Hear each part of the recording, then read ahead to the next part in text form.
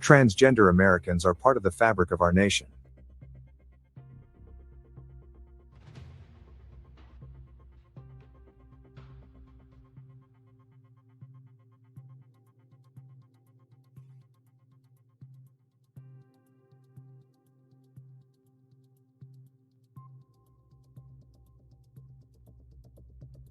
On Transgender Day of Visibility, we honor the extraordinary courage and contributions of transgender Americans and reaffirm our nation's commitment to forming a more perfect union, where all people are created equal and treated equally throughout their lives. I am proud that my administration has stood for justice from the start, working to ensure that the LGBTQ+ community can live openly, in safety, with dignity and respect. I am proud to have appointed transgender leaders to my administration and to have ended the ban on transgender Americans serving openly in our military. I am proud to have signed historic executive orders that strengthen civil rights protections in housing, employment, healthcare, education, the justice system, and more. I am proud to have signed the Respect for Marriage Act into law, ensuring that every American can marry the person they love. Transgender Americans are part of the fabric of our nation.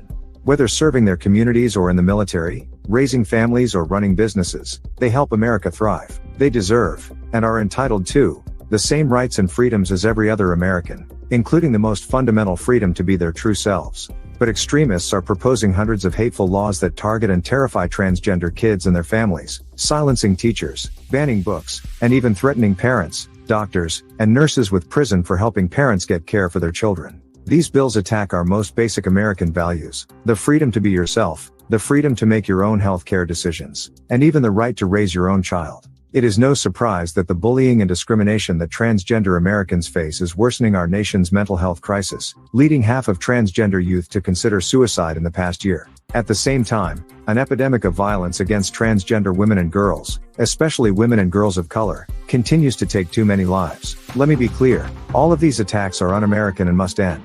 No one should have to be brave just to be themselves. At the same time, my administration is working to stop the bullying and harassment of transgender children and their families. The Department of Justice has taken action to push back against extreme and un-American state laws targeting transgender youth and their families, and the Department of Justice is partnering with law enforcement and community groups to combat hate and violence. My administration is also providing dedicated emergency mental health support through our nationwide suicide and crisis lifeline. Any LGBTQ+ young person in need can call 988 and press 3 to speak with a counselor trained to support them.